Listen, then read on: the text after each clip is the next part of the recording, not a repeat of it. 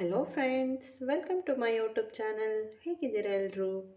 ನಾನಿವತ್ತು ಒಳ್ಳೆ chicken curry recipe ತೋರಿಸ್ತಾ ಇದ್ದೀನಿ. ತುಂಬ ಈಸಿ ಆ್ಯಂಡ್ ಸಿಂಪಲ್ ಆಗಿದೆ. ಇದು ಎಲ್ರಿಗೂ ಮಾಡ್ಕೋಬೋದು. ನೀವು ಒಂದು ಸಲ ಮನೇಲಿ ಟ್ರೈ ಮಾಡಿ.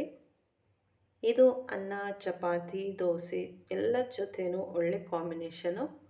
ಈವನ್ ಮುದ್ದೆ ಜೊತೆನೂ ತುಂಬ ಚೆನ್ನಾಗಿರುತ್ತೆ. ಬನ್ನಿ ಇದನ್ನು ಹೇಗೆ ಮಾಡೋದು ಅಂತ ನೋಡೋಣ. ಮೊದಲಿಗೆ ನಾನೊಂದು ಬಾಣಲೆ ಇಟ್ಟಿದ್ದೀನಿ.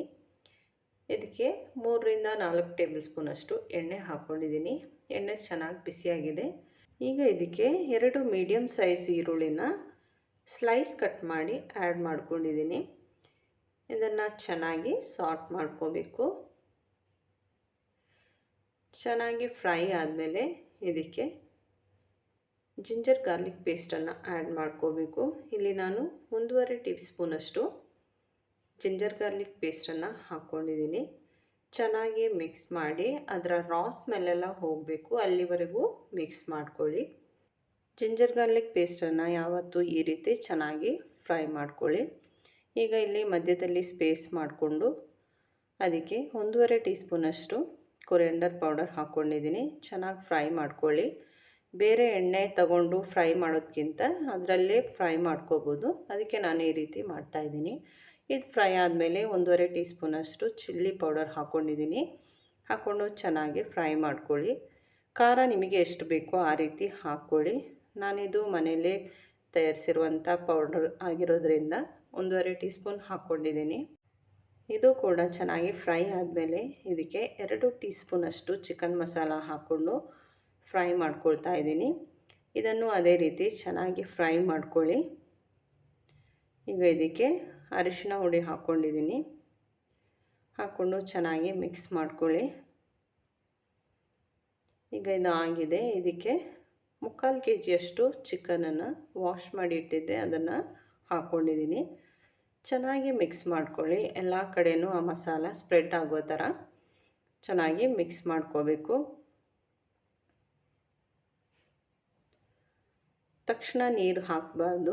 ಈ ರೀತಿ ಚೆನ್ನಾಗಿ ಮಿಕ್ಸ್ ಆದಮೇಲೆ ಸ್ವಲ್ಪ ಹೊತ್ತು ಹಾಗೆ ಮುಚ್ಚಿಡ್ತಾ ಇದ್ದೀನಿ. ಒಂದು 2 ಮಿನಿಟ್ಸ್ ಹಾಗೆ ಮುಚ್ಚಿಡಿ. ಈಗ ಪೂರ್ತಿಯಾಗಿ ಮಿಕ್ಸ್ ಆಗಿರುತ್ತೆ. ಪುನಃ ಒಂದು ಸಲ ಚೆನ್ನಾಗಿ ಮಿಕ್ಸ್ ಮಾಡ್ಕೊಳ್ಳಿ. ಇಲ್ಲಿನವರೆಗೂ ನಾನು ಸಾಲ್ಟ್ ಆ್ಯಡ್ ಮಾಡಿರಲಿಲ್ಲ.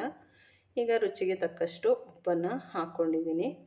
ಚೆನ್ನಾಗಿ ಮಿಕ್ಸ್ ಮಾಡ್ಕೊಳ್ಳಿ. ಈಗ ಇದಕ್ಕೆ ಹಸಿಮೆಣಸನ್ನು ಆ್ಯಡ್ ಮಾಡಬೇಕು.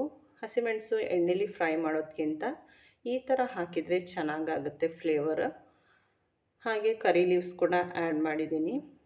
ಕರಿ ಲೀವ್ಸ್ ಕೂಡ ಚಿಕನ್ ಕರಿಗೆ ಒಳ್ಳೆ ಫ್ಲೇವರ್ ಕೊಡುತ್ತೆ. ಮಸ್ಟಾಗಿ ಇದ್ದರೆ ಆ್ಯಡ್ ಮಾಡ್ಕೊಳ್ಳಿ. ಈಗ ಇದಕ್ಕೆ 2 ಟೊಮೆಟೊನ ಈ ರೀತಿ ಸ್ಲೈಸ್ ಮಾಡಿ ಆ್ಯಡ್ ಮಾಡ್ತಾಯಿದ್ದೀನಿ. ಟೊಮೆಟೊ ಸಾಟ್ ಮಾಡೋ ಟೈಮ್ ಬಾಕಿ ಆಗುತ್ತೆ ಈ ರೀತಿ ಮಾಡೋದ್ರಿಂದ. ಇದನ್ನು ಹೀಗೆ ಮುಚ್ಚಿಡ್ತಾ ಇದ್ದೀನಿ ಒಂದು 5 ನಿಮಿಷ. ಇದಾದಮೇಲೆ ಓಪನ್ ಮಾಡಿ ಚೆನ್ನಾಗಿ ಮಿಕ್ಸ್ ಮಾಡ್ಕೊಳ್ಳಿ. ಈ ರೀತಿ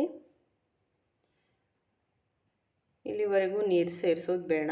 ಈಗ ನೀರು ಆ್ಯಡ್ ಮಾಡ್ತಾಯಿದ್ದೀನಿ. ಚಿಕನ್ ಮುಳುಗುವಷ್ಟು ನೀರು ಹಾಕ್ಕೊಳ್ಳಿ. ನೀರು ಹಾಕ್ಕೊಂಡು ಚೆನ್ನಾಗಿ ಮಿಕ್ಸ್ ಮಾಡಿ ಉಪ್ಪು ಏನಾದರೂ ಬೇಕಾ ಅಂತ ನೋಡ್ಕೊಳ್ಳಿ. ಬೇಕಿದ್ದರೆ ಆ್ಯಡ್ ಮಾಡ್ಕೊಳ್ಳಿ. ಸ್ವಲ್ಪ ಕೊರಿಯಂಡರ್ ಲೀವ್ಸ್ ಹಾಕ್ಕೊಂಡಿದ್ದೀನಿ. ಹಾಗೆ ಸ್ವಲ್ಪ ಸಾಲ್ಟ್ ಹಾಕ್ಕೊಂಡಿದ್ದೀನಿ.